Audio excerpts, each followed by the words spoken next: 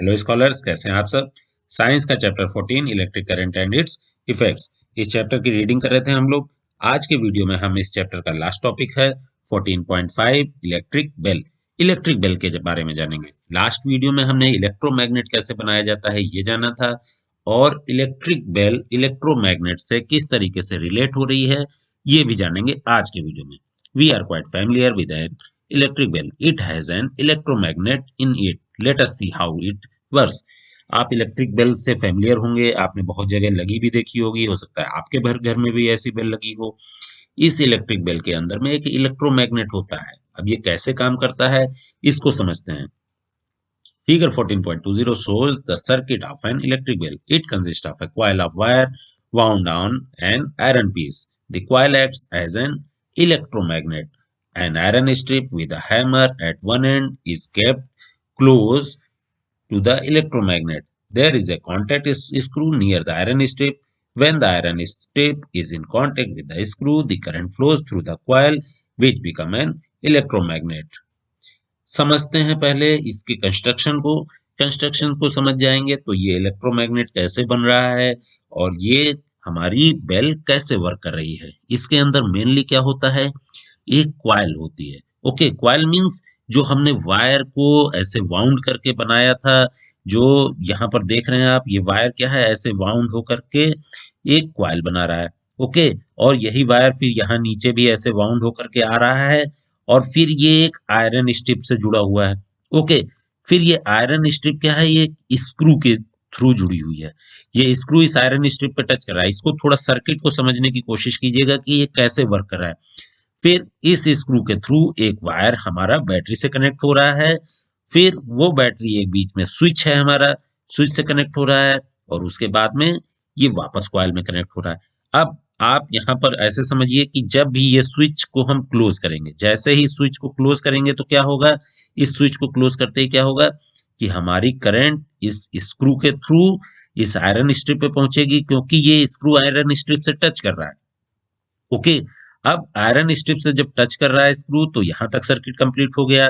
फिर iron strip से होते हुए इस क्वाइल में जाएगी, और क्वाइल से जाते हुए ये स्विच तक पहुंच रही है, वापस बैटरी तक। मीन सर्किट कंप्लीट हो रहा है। सर्किट कंप्लीट हो रहा है तब क्या हो रहा है, सर्किट कंप्लीट हो रहा है तो इसमें करंट फ्लो हो रही है। करंट फ्लो होगी तब क्या होगा, ये क्वाइल हमारी, ये जो क्वाइल है, ये क्वाइल हमारी क्या हो जाएगी, ये मैग्नेट बन जाएगी। ओके, मैग्नेट बन जाएगी तो क्या होगा, ये क्वाइल हमारी मैग्नेट हो गई। इसके जस्ट सामने ये आयरन स्ट्रिप है, तब क्या करेगी, ये इस आयरन स्ट्रिप को अपनी तरफ अट्रैक्ट करेगी। जैसे ही ये आयरन स्ट्रिप इधर की तरफ अट्रैक्ट हुई, इस आयरन स्ट्रिप के साथ में क्या हो रहा है, एक आगे छोटा सा हैमर टाइप का जुड़ा हुआ है। जैसे ही ये आगे बढ़ेगी, आयरन स्ट्रिप क्या है, एक्सटेंडेड है, आगे हैमर है। ये हैमर किससे टकराएगा, ये जो एक राउंड शेप दिख रहा है इसको हम क्या बोलते हैं, that is called gong. Okay, इस गोंग से टकराएगी तब एक साउंड क्रिएट होगी। जैसे ही ये टकराएगी, ये आयरन स्ट्रिप आगे बढ़ेगी, अब क्या होगा, ये जो स्क्रू इस आयरन स्ट्रिप से टच हो रहा था, इसकी वजह से ही करंट पूरे सर्किट में फ्लो हो रही थी। अब ये आयरन स्ट्रिप आगे बढ़ गई तो क्या हो गया, यहाँ स्क्रू और इस आयरन स्ट्रिप के बीच का कनेक्शन हट गया। मींस इनका कांटेक्ट हट गया। अब कांटेक्ट हटते ही क्या होगा, ये करंट फ्लो होना बंद हो जाएगी। करंट फ्लो होना बंद हो गई, ये क्वाइल आपकी जो मैग्नेट बनी थी ये वापस से डीमैग्नेटाइज हो जाएगी। डीमैग्नेटाइज होते ही क्या होगी, ये आयरन स्ट्रिप पीछे भाग जाएगी, वापस अपनी पोजीशन पे आ जाएगी। ये हैमर जो इससे टकराया था ये तुरंत पीछे चला जाएगा।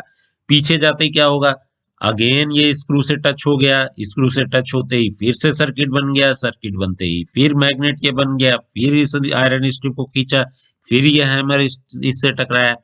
तो ये प्रोसेस फिर कंटिन्यू चलता रहेगा। क्यों, क्योंकि जैसे ही वायर में करंट फ्लो होगी वो मैग्नेटाइज होगा, मैग्नेटिक इफेक्ट आएगा। मैग्नेटिक इफेक्ट आते ही आयरन स्ट्रिप को खींचेगा।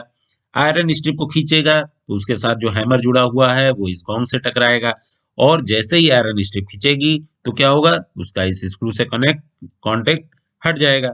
स्क्रू से कांटेक्ट हटते ही सर्किट ब्रेक हो जाएगा, और ये आयरन स्ट्रिप क्या होगा, वापस अपनी पोजीशन पे आएगी। तो ये फ्रैक्शन ऑफ सेकेंड्स में चलता रहेगा कंटिन्यू, जब तक आप इस स्विच के थ्रू, मींस जो इसको हम बोलते हैं, क्या बोलते हैं, डोर बेल का जो स्विच होता है, ये स्विच क्या कर रहा है, इसको जब तक हम दबा के रखेंगे, क्लोज करके रखेंगे, तब तक ये प्रोसेस कंटिन्यू चलता रहेगा। ये आयरन स्ट्रिप इधर अट्रैक्ट होगी, अट्रैक्ट होते ही हैमर इससे टकराएगा, अट्रैक्ट होते ही और क्या चीज होगी, यहाँ स्क्रू से कांटेक्ट छूट जाएगा, कांटेक्ट छूटते ही सर्किट ब्रेक हुआ, वापस आया, वापस आते ही फिर सर्किट बना, फिर इधर आया। तो इस तरीके से ये आगे पीछे लगातार होती रहेगी और ये हैमर इससे टकराता रहेगा। जितना जल्दी इससे टकराता रहेगा, उसी समय एक बेल में साउंड क्रिएट होती रहेगी।